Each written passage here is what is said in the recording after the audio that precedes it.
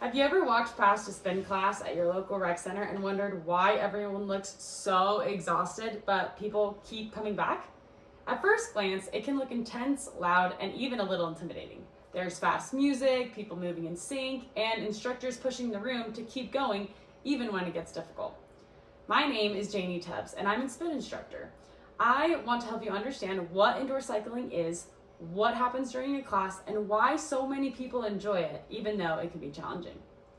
By the end of this presentation, I hope that you feel more comfortable and confident in trying out a spin class yourself, and maybe even come to mine if you'd like. So let's talk about what we're going to do today. We're going to walk through three main things. First, what a spin class actually is, and why people keep coming back to it. Second, a typical spin class and how it's structured. And then finally, what your FTP is. I know that acronym can be kind of intimidating right now, but we'll talk about it later and how it helps riders track their progress. These three topics will help you understand not just what spin is and what it looks like, but how it works and why it is so effective. So let's jump in. What is spin? Spin is an indoor cycling workout that uses music, resistance, coaching, and intervals to build endurance and strength. It's a group fitness workout done on stationary bikes inside a studio. Everyone rides together at the same time and is usually guided by an instructor and music. Even though the class is shared, each rider controls their own bike. That means that you can choose your resistance, which determines how easy or hard the workout may feel. This makes spin very flexible. Beginners and experienced athletes can all be together in the same class and both get a good workout on their own individual level. Spin combines cardio exercise, rhythm, and motivation from a group environment. It's designed to help build endurance, burn calories, and improve both physical and mental strength in a short amount of time.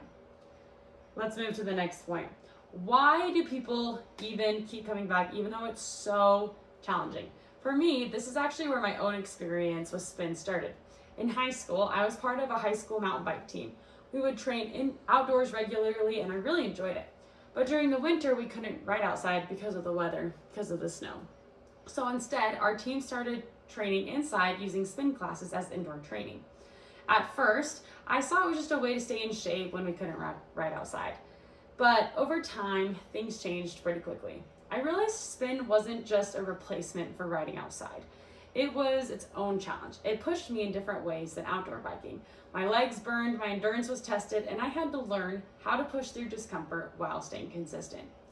By the time I graduated, I wanted to stay involved with my mountain biking team and cycling in general. That's when I decided to become a spin instructor, so I could help teach classes for the high school and stay connected to the sport.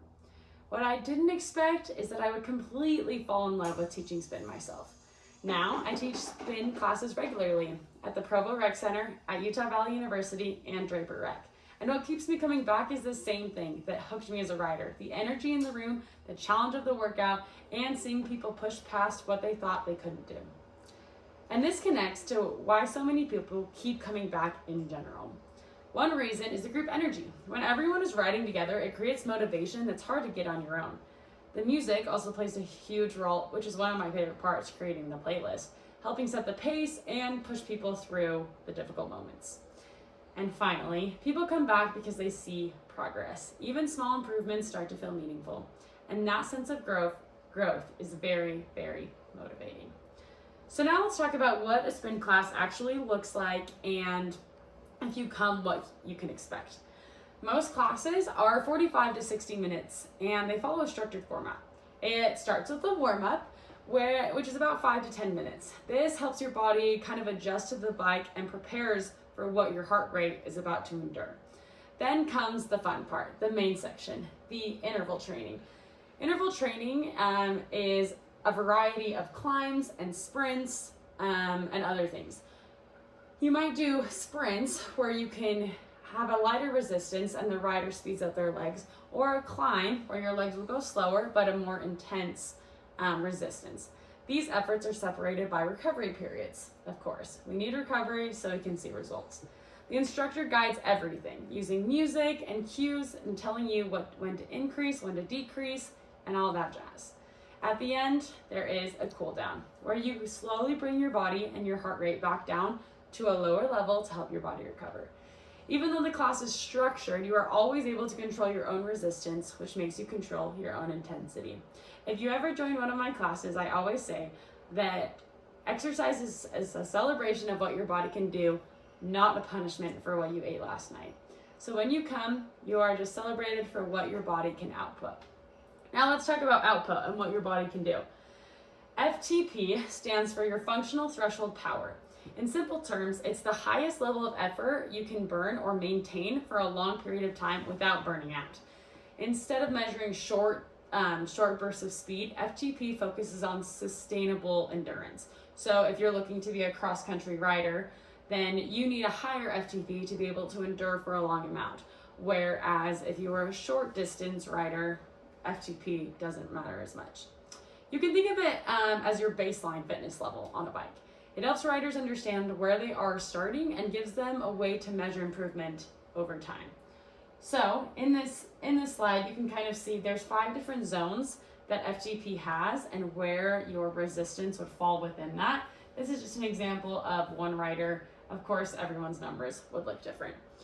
So you get tested for your FTP during different parts of your training, and that's how we can track our progress. So many riders test their FTP at the beginning of training periods and then retest a few months or weeks during the training period.